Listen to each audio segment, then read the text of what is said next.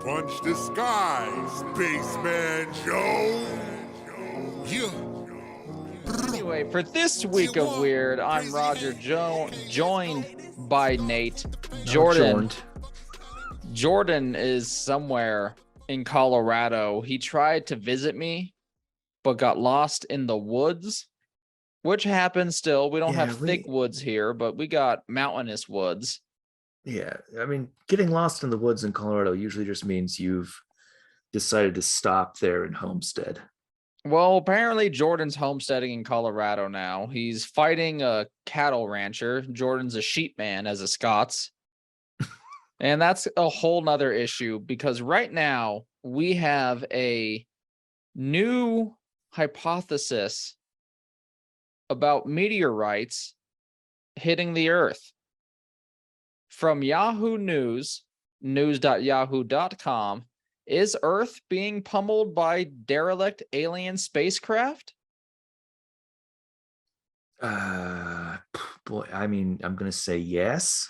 We have some familiar faces in this article.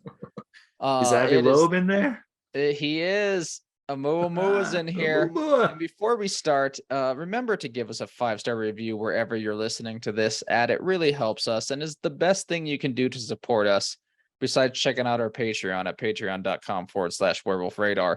But that's a whole nother adventure. Yeah, we also have a website. For you Check out werewolfradar.com.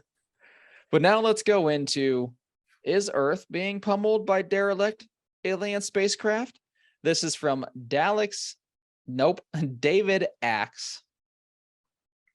Between equally cool name though. I mean, Dalax felt alien, but David Axe sounds like somebody we could send to space. Between 1957 and 1968, scientists decided to try their hand at creating new materials that could act as very effective conductors of electricity. In this venture, they invented the pair, and I'm going to pronounce these wrong, hydite and benzenite, or brazenite. Actually. Okay, well. The R placement was wacky for me. I was trying not to do a Spanish R because that's what I've been practicing. And I was like, no, how do you say it in my own language?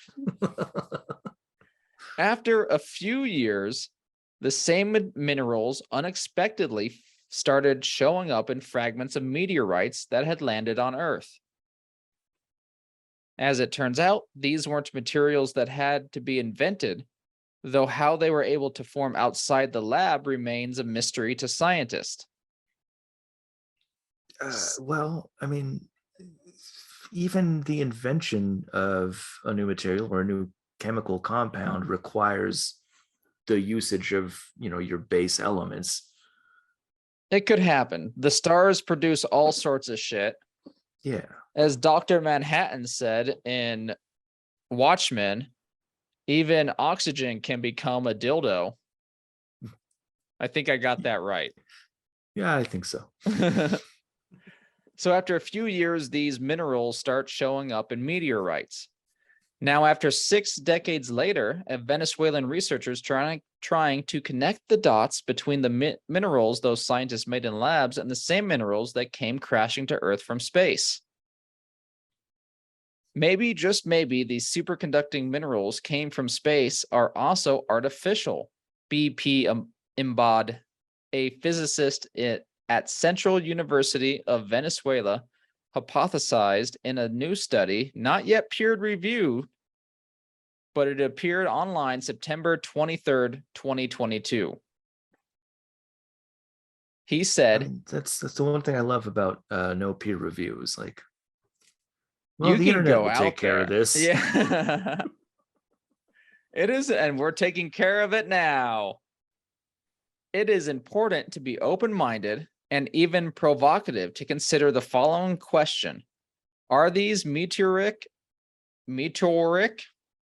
minerals samples of extraterrestrial technosignatures? Embaid wrote. I mean, how good are these man-made minerals at conducting? Like, would a would this be enough to power a spaceship? And if so, why haven't we used them a lot more?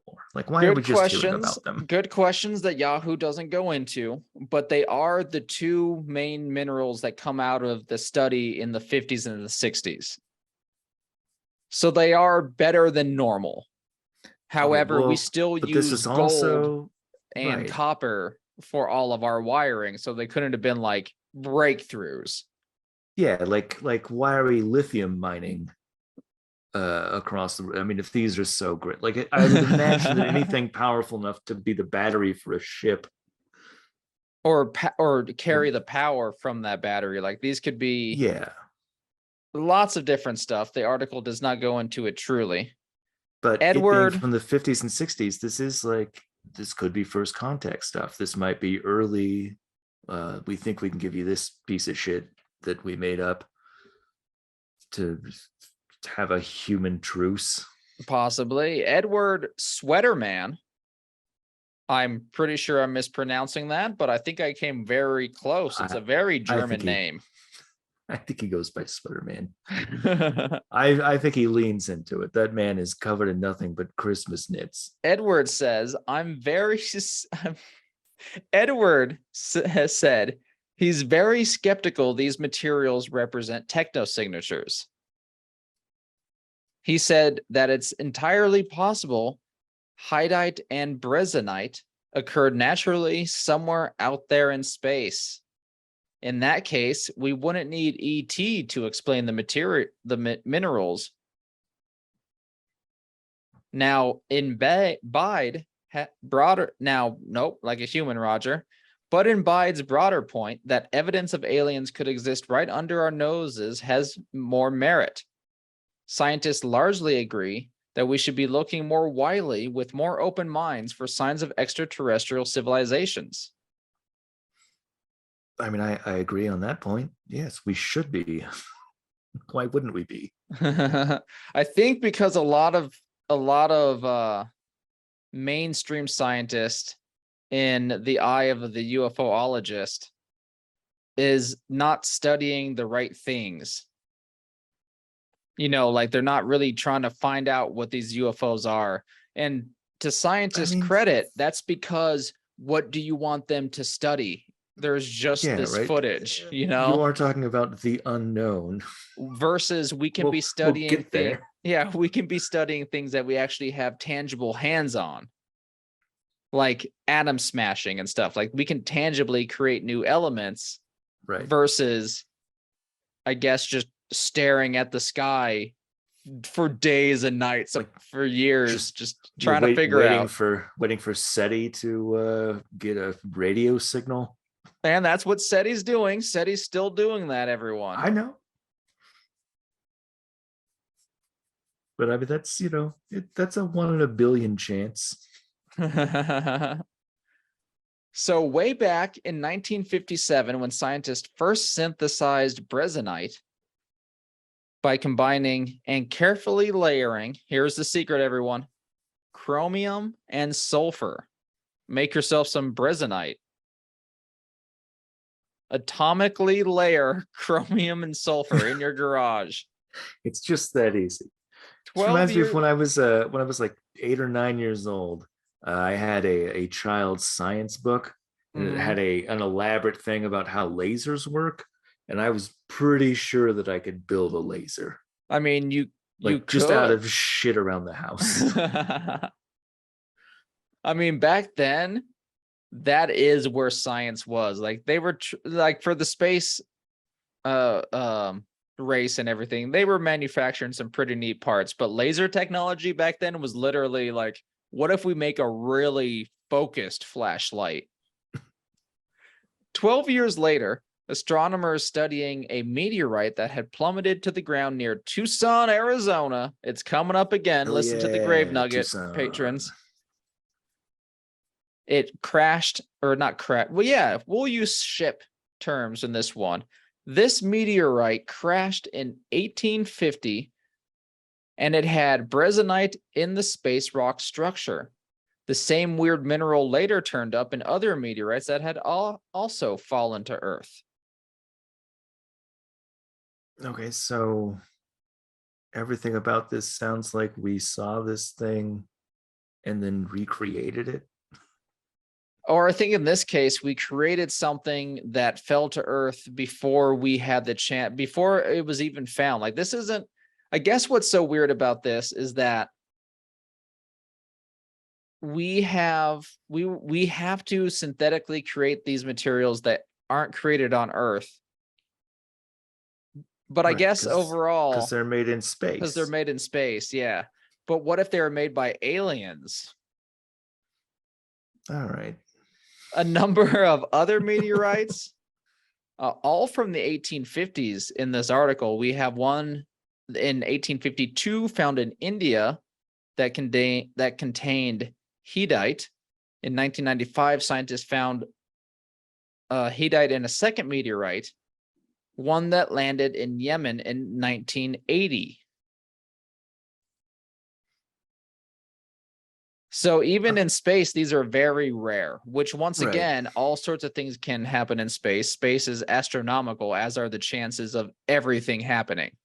That's, I think, one of the bigger reasons why I do believe that there's other alien or other civilizations out there, is that the numbers are so astronomical, it would happen. Right. Yeah. Statistically speaking, Like even it with the should. smallest numbers of the Drake equation, right? Yeah. And even using like the most absurd Fermi paradox type thinking, there would still be an alien civilization out there. Somewhere. And, there's no reason to believe, I guess, because when we say that there is this debris from an alien spaceship or something, uh, that could just be satellites thrown out to explore or something. And I think, and returning Oumuamua, data until they exploded. yes, Oumuamua is brought up in here as something, and we discussed in the Oumuamua episode that it was just looked like a meteorite, but then had very weird solar sail properties as it left the solar system. Clearly accelerated somehow. And normal meteorites, comets, blah blah blah, are definitely I can't speak velocity anymore. is pretty standard until they encounter like a gravitational well. Yes, and then our mathematics on that works to where like this is accelerating at the rate it should. While Oumuamua went, fuck your math, motherfuckers, and then just took off. I can leave your solar system.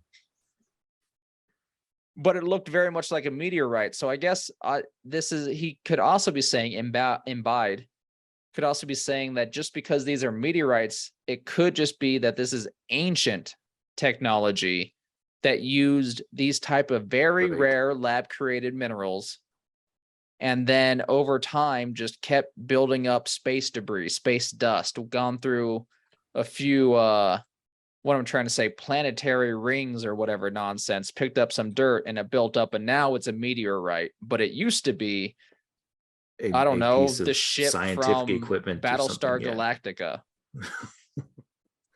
I mean, that makes sense. Like, it seems completely reasonable to me that, yeah, this thing was out there for 10,000 years. Of course, it's been around. It's been around. It's been around.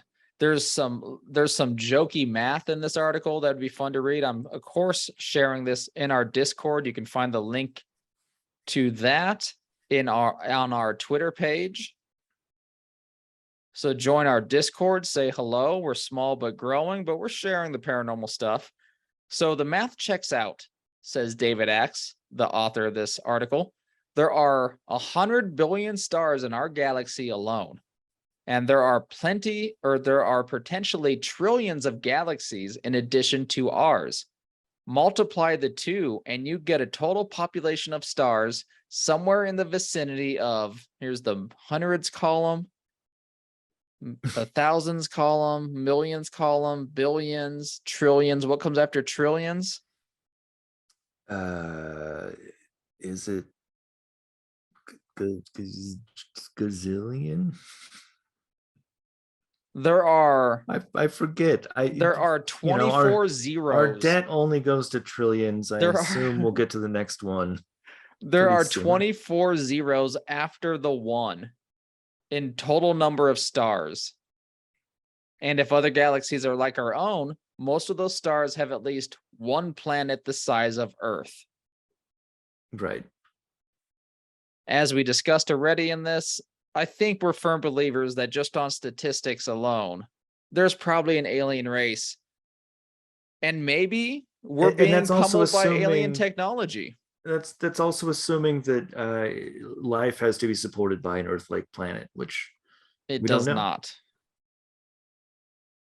Or does it? I mean, if like silicate-based life could exist on, Dude, be a rock man? That'd be cool. yeah, Have to build heavier ships because you weigh so much. But that's been this week of weird. We're putting it out there, and so is Dr. Embaid, that perhaps Earth is being pummeled by derelict alien spacecraft. Ancient in time, of course. These are all spacecraft that have been destroyed and collected space dust, but it found its way to Earth. And people like Avi Loeb are actually trying to not dig up meteors in this case, but Avi Loeb's trying to find this particular meteor that crashed onto Earth in, I think, the Pacific Ocean. So if any angel listener wants to give Avi Loeb a couple million, maybe throw $1 million our way, Werewolf Radar's way, sure, you could help out a lot. We'll take an agent's fee. So keep the lookout for news on this. Set your Google alerts for alien spacecraft crashing on Earth. Is Earth being pummeled by derelict alien spacecraft? Nate, yes or no, definitively? Yes. Excellent. I'm a yes too. These are cosmic hand-me-downs. You know, old equipment, new to you. Old to the Zeta Reticulans. If you like what we do here, also check us out at patreon.com/werewolfradar, where you can sign up to be a Dark Council member and get awesome Patreon rewards, such as exclusive content curated by Nate himself, art and merch drawn by Jordan, and of course, fiction eventually written by me. A new chapter maybe coming out this month. I'm working on it. It takes a while to process. feel the inspiration. I have to first buy the heroin. Then I have to take the heroin. And you have to get clean again. It's a whole process, and to do it all in a month is taxing. But anyway, enjoy the special rewards we have there. Plus, we have a merch store. Check it out at werewolfradar.com, and you can get some neat shirts that we've made, like Monsters with Attitude. Check out that shirt. And others. But now let's leave with our super deeker, meeker, feeker, seeker, duper sign-off line from one Dylan Gutierrez, Dark Council member extraordinaire. Thank you for the sign-off line. We'll say it every time. On the count of 3, 1, 2, 3. Suspect the void. Void. Space persons whoever.